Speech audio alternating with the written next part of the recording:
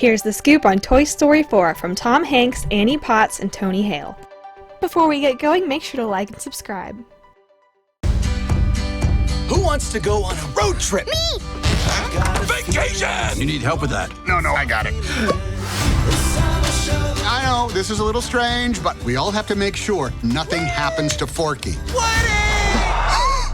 Something happened to him. Buzz, we gotta get Forky! Roger that.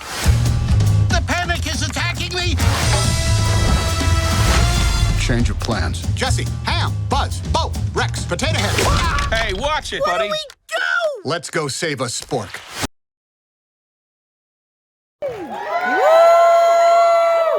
Tom Hanks, the voice of Woody. Yeah! And Tony Hale, the voice of Forky. All right, how's everybody feeling? You got some questions? You're armed with some good questions. You were great last time. Okay, how are you guys feeling? And I want to know, this franchise has been such a juggernaut and so successful. Toy Story 3 alone made nearly $500 million at the box office. What kind of pressure is there to do as well or top? Not until now. You're welcome. Right. I guess I should answer that question. Go for it. Well, I will say that when we start off in the story room just thinking of ideas, we're never thinking like, oh, Toy Story 3 made all this money, we got to do that soon. We're just trying to tell a good story, right. That's all. Right. If we start to think about all the stuff that happens afterwards, I think I would just collapse on myself. We wouldn't do it. We started just thinking about the box office. Right, so, but we love these characters, we love the world, and Pixar's built upon Toy Story, and so we just wanted to tell a great story. And Tony, talk to us a little bit about joining this family that is already so established and so beloved. Yeah, it's overwhelming, and which helps because Forky is very overwhelmed. But I remember when they brought me up to Pixar, and they kind of described him as, he's kind of nervous, and I was like, check. He asks a lot of questions, check.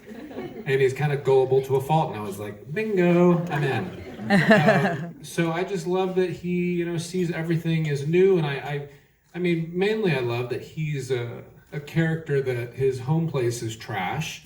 That's all he knows, is to help people eat soup. And then Woody comes along and shares that he has a greater purpose. And I think just in life, anybody who might see themselves that way, and they have worth, they have purpose. And that's just a beautiful message that Toy Story is giving us.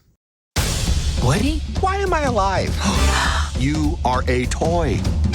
You belong to Bonnie. These are your friends. Woody, I have a question. Well, actually, not just one. I have all the questions. Wondering what it's like to have a character in a movie that's not even released yet, that is already a favorite of so many people and has already become so iconic. Oh, well, that's really nice to hear. I mean, I mean it when I say that I'm still kind of waking up to this. So even you saying that, I'm like, sorry, say that again. It's hard to even digest because this has been such a iconic franchise that I never thought that I would be a part of something, but to what Woody, I just called him Woody. He's always Woody to me. But to what Tom was saying is there was a simplicity to Forky that I just absolutely fell in love with, and the fact that he's made from pipe cleaners and a spork and little popsicle sticks, and he brings Bonnie so much joy. And he's brought into the world. He doesn't understand the rules of the universe. He's very confused when people drop to the ground, when humans walk in. He's just kind of always wide-eyed, and he's very present. And I loved the simplicity of it. And it's been a huge honor to voice him. But I will say, we are so grateful to be here and to be these voices. But we are such a small piece of the pie of what is involved in Toy Story. The amount of artistry and creatives and tremendous labor that has gone into this movie outside of us. I mean, the attention needs to be shined on that because they really have worked so hard, and it's just, the movie is eye candy. It's just such a visual masterpiece. It really is. Service for the future, maybe spin-off or shorts or anything like that. Yeah, I mean, right now I'm producing some short films for Disney Plus, which star Forky, our very own Tony Hale. Isn't that the best news ever? So yeah, that's a He series. asks a lot of questions. Yeah, it's a series called Forky Asks a Question, and there's 10 episodes that will be on Disney Plus when it comes live in November. I'm not working on them, but they are hilarious. And I love it because it's it's these questions that maybe people are embarrassed maybe to ask, but they really don't know. And I learned so much just from all these simple questions that I probably should know. And I didn't. This is the day it began to go to Tony's head. You were here when it all began. Next time he'll have collars up to here, like sideburns coming down, heavy glasses in. Well, let me tell you something about Forky. Forky knows. Forky loves y'all. He loves y'all. He's a guru. Talks in third person as Forky all the time. Forky is here. Yes. Alicia Lee, AMC Theaters, Annie and Tom, since you guys had the opportunity to work with each other this time, what did you love about working with her, and what did you love working about him? Even separated by 2 microphones and 2 stands, the way Annie Potts will look at you with her eyes, just kind of like up, like that, just a little bit. And when she says the words that you might have said more than any other 2, it's like, oh, Woody. Get you every time. You become a little jar of pudding when that happens. Not quite, start quivering a little bit. Oh, Woody. Isn't that? Just do it one more time. Oh, Woody. Do you have any similar experience like them, which help you to get into their characters? And for Tom, my brother sends his regard from you from Indonesia because he's your biggest fan. Thank you. Oh, I did my best. My best. What did we relate to about it? Well, I'm 66 years old. I've said goodbye to a lot of people and hello and, held hands and looked out into a new future. And it was sweet to play that out. And, as we said earlier, I never saw the full script. I never knew exactly what I was doing. Over time, I became aware how important the role was going to be, but not until 3 weeks ago when I saw the thing, I told Josh afterwards, I said, thank you so much for putting this crown on my head. I think she's so lovely, and I hope that my wish was to bring all the experience of my long, colorful life to Kick-Ass Bo. Yeah. I just want to know, do you think Woody and Bo Peep will get married? Because you're the cutest couple. Oh. Well. Wait, this could be talking points. Well, I will say that Woody has known since 1994 that Bo was the figurine for him. He just always knew it. We have to find him, Mom. Bonnie needs Forky. Aw, Sheriff Woody always coming to the rescue. That's gonna be quite a jump for you and Duke. For me? Hi, Jeremiah with Laughing Place. This is for Annie. What is it like stepping back into Bo Peep's? Knickers? There you go. Pantaloons, I think. That old-fashioned thing. Well, lovely with a new, improved, emboldened, courageous, seasoned gal. It's been lovely. The panic is attacking me! Change of plan. The way we were thinking about it as we were working on it is if I was just to sum it up in one word, it's transition. So every character in this movie has gone through a transition or is struggling with going through one or has not gone through one. So Bo Peep has gone through a transition that we learned about while working on the movie. Woody is struggling with moving from Andy's room to Bonnie's room. Forky doesn't even want to transition at all.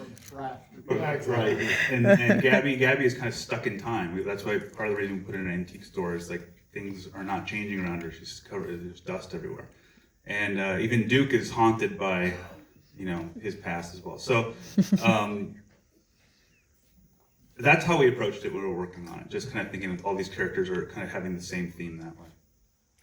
And just to echo that, Annie, I remember on our first session with you, you said something that was really important to us.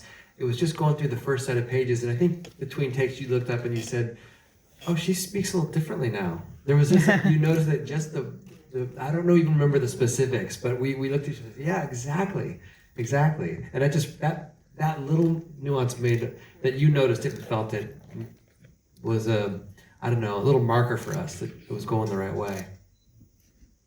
Okay, Brentwood. John from BigFatPanda.com. Tony, as of yesterday, my favorite animated character of all time, maybe apart from Mickey Mouse, is Forky. Now, I feel that he was very Buster-esque. Sure. Is that a conscious decision? Perfect. Absolutely perfect. Thank you. Did you go through anything for his personality? I just delve into a lot of pain. I think it's like, because somebody mentioned, what was really funny is when I came into Pixar, they had attached some lines from Buster Bluth and Gary Walsh from Veep to Forky, just to kind of give him his kind of essence and his kind of neurosis. And I thought about it, I was like, you know what, Forky and Gary and Buster would be little neurotic Avengers together. walking around the world. But I don't know, he's very, there's a lot going on. Okay, right here on the second row. I think Walt Disney would be so proud to know that Forky and Mickey Mouse. Yeah. What an honor. Hi, I'm Heather from Chip & Co. And my question is for Tom. When you walk into Toy Story Land, Woody is right there and right front and center. Everyone who walks in, that's the first thing they see. What was it like for you the first time you walked into Toy Story Land? It's not just because we have made these movies for the last 25 years, but I think that we all sort of know how commerce works right now. And there is this protocol that says you have a movie coming out, so therefore you build a land or you put a game on it, and whether the movie is decent or not, you have to put up. You can't escape it, no matter how much you want it, But there has been this interesting thing about Toy Story, is that it exists sort of by audience demand, by way of audience need. If the second movie hadn't worked out or it had petered out somehow, I think we would have lost the confidence of everybody who has watched it. So all of these movies exist because they were willed into existence by the audience who was willing to invest it and return right where they were, and by the people at Pixar who did not take their responsibilities lightly when it comes down to Toy Story. They have to be able to reach a level of gravitas or import or connection. And that land over there is the example of it as well. I mean, they could have banged one of those things out pretty quickly, and it would still be up. But this is now a thing because they're not just iconographic images. They're actually emotional beats that people carry with them. And it's only because these movies have been so important. We're on our fifth or sixth generation now. How long does a generation last? 3.5 years? I don't know. But when the next one comes into consciousness, there's now, it's almost as though they were just now going to build a 20,000 Leagues Under the Sea or something like that, because you could view it as being late, but because it has garnered this kind of like attention and the attention of you all, that it's kind of like fitting and proper that it exists now. It also makes so much sense to me that Woody is in front at the park, because your voice, he is so welcoming, and so, like he's the father that you just guiding you through life, and there's just such a warmth that Tom has created in these creators. He's the guy. I think I have said these 3 words more on the Toy Story movies than I've said anywhere else in my life, and it has always been, "Come on, guys!" I've said, "Come on, guys," 8 billion times in some iteration of all the Toy Stories. Could you pass the microphone? Yeah, to your left. Thank you. Go for it. So, Tom, Tim Allen said that he was salty that Woody's a big giant thing at the head of Toy Story Land. So, are you guys still best friends or no? We actually have become very close simply because of the union of Woody and Buzz. After we made the second one, we began to have regular lunches, about every 3 months or so, in which he and I sit down, and alcohol is not involved. We sit down and we talk for about 3.5 hours straight every time we get together, and we do seek each other out in order to touch on all the aspects of our lives, certainly professionally, but it would not have come out were it not for him being Buzz and me being Woody. I think the newbies, I guess you're the only new one here, there is a profound thing that comes from being Forky or Bo or Woody. That brief story, you've been to Disneyland as well. I don't know if they have it in Disney World, but they have that fantastique, whatever, and everybody's fireworks and there's dancers. And in Disneyland, the closing of the show is the Mark Twain steamboat comes by, and all of the Disney characters are dancing on that steamboat. Belle and Sleeping Beauty and Mickey and everyone. Mulan is there. They're all there. Captain Hook, Peter Pan. And I was there with my family. My daughter, who's in her 30s, burst into tears. I said, "What's wrong?" And she said, "Look, Dad, look at the end of the boat." And it was Woody and Buzz. And she said, "Dad, you will always be on that boat dancing for the rest of time as long as Disneyland is here." And that's more than just a cool thing. It's actually some sort of talisman, I think, that we all get to carry with us now, just because we were smart enough to say, "How do you think we should do this, guys? Come on, guys!" How do you Ham, Buzz, Bo, Rex, Potato Head. Hey, watch it, buddy. Where do we go? Let's go save a spork. Do I need to be worried? Well, my guys are veterans. They'll hang in there. On my way, Woody!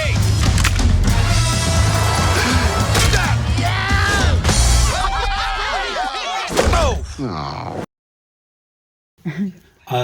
This is Clint from ThrillGeek.com. Kind of question for any of you guys. If you guys could portray any other character in Toy Story, who would it be? Ooh. I go do Kaboom. Yes. I go there. I don't know. I'm so happy with what I play. I never have thought about that.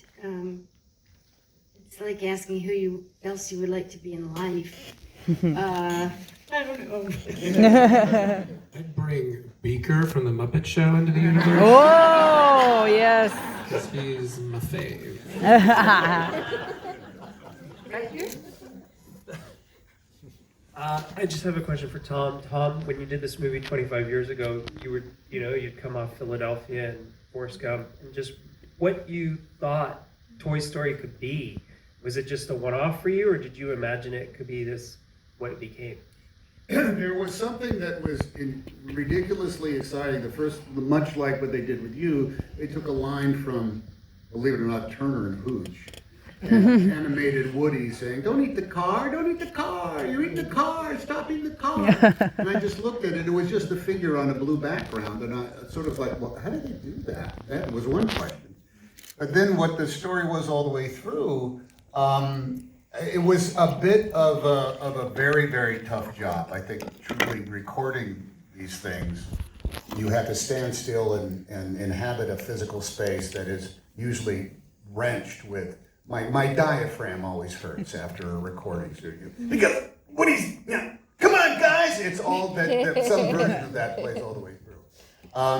But upon seeing it, when it was all done, there was just no doubt that something had been created here that was much bigger or grander than I think anybody sort of anticipated. It was just special, and that doesn't happen very much. So what started off as, oh yeah, I'm doing a thing, and there'll be a cat voice, and I guess there'll be a doll, you know, and that was one thing. But then when it became what it was, the question was then is what's the import of this going to be? How far is this going to have influence?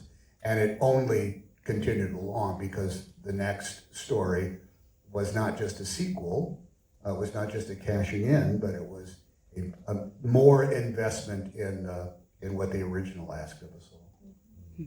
Summer before last, I just want to say this, it struck me. So I was in a boat going down a remote area of the Amazon, and there was a local boy playing on the banks of the river, and he had on a t-shirt that said Toy Story with Woody on the front. This is on the Amazon. And I thought, man, this thing is so much bigger than any of us could ever have imagined and has gone so far. That's all I have. And then he yelled, "Why weren't you in Toy Story 3?" Hi, I'm John Frost with thedisneyblog.com, and Pixar it's an animation studio, but it's also a technology company in large part. And every film you're learning something new or doing something amazing. Can you talk a little bit about what was developed for this film? I mean, the porcelain look on Bo Peep and we researched a ton of how porcelain reacts to light, how it breaks. We broke a lot of stuff and filmed it. The technical challenge in this one was at the antique store, because there's 10,000 items in the antique store that all had to be built and shaded and set dressed and everything. And we didn't even know if our computers could actually render that, because there's so much stuff. So early on we did some tests, and it turned out pretty good. And we're like, okay, we can actually do this. So that was, and then we needed to just make more stuff to go into that antique store. So a lot of it was made for this film. There's a lot of Easter eggs in this movie because we just got lazy. And so you can find, I swear, if you pause any frame when they're in the story, you'll see something in the background. Yeah, from every movie Pixar's ever done, there's something in the antique store.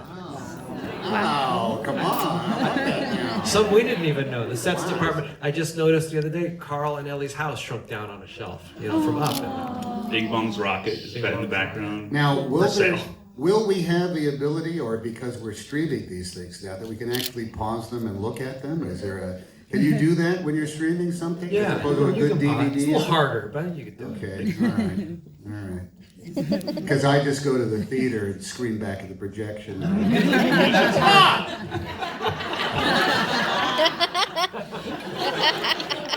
be harder. Okay, right here with the mic. This is a question for Tom. This is Helen from Mouse Planet. You gave a very emotional performance at the end, and it's a very emotional moment at the end of the movie for Woody. Can you talk about the emotions that you have coming to the end of Woody's story at the end of Toy Story 4? We were all there, and when we ended up recording the very last line, I had to come to there was a realization where it was like, oh, is that the last line? And they all said, that's it. And it was, we were back in the original, we were in studio. Stage B. Yeah. Disney. Stage B. Doc, who is the mixer, was through the glass, and that's where it all began, and that's where it was all ending. Earlier, the sessions before that, Tim had texted me with his, in that kind of way. Hey, hold on to yourself, these last things. You're not gonna believe it. Still recovering. And so, knowing that we were going to be in this territory, I asked if it was okay. Usually you have the mic stand and the mic, you have the stand and the mic, and they're all at a table in front of you, and I asked if we could turn it around so my back was to them, because I didn't want to have any self-consciousness for what I knew was going to be the last, certainly the last few hours I'm going to be spending on the movie, but also recording the last scenes. And when it came to pass, I felt as though I was on the other side of a river waving to everybody that I had left back in the old country. It was pretty profound. It was there's so much muscle memory that goes into it. You drive into the lot through the same gate. You park in the same spot they had for you. Then you go through the same doors and you get in your car and you drive back through and you think, I've recorded the last moment of the current Toy Story. And we have these talking points that we've been given in regards to talking about whatever future may come to pass. Just give me a second, I'll give you the rendition of what I'm supposed to say in regards to a possible other Toy Story. I think you just said a lot of stuff you weren't supposed to. I think I just did. Pretty sure about that.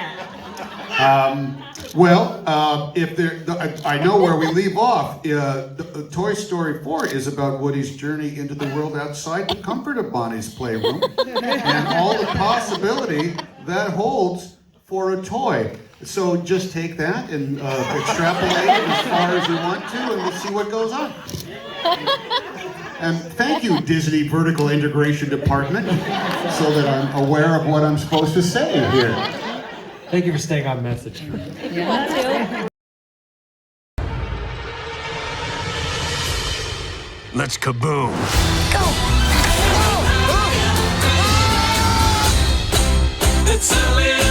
That's where Forky is being kept. How do we get that key? What about the old plush rush? There you go. Oh, where did you two come from? Well, we're not doing that. Find out more about Toy Story 4 at sarahscoop.com.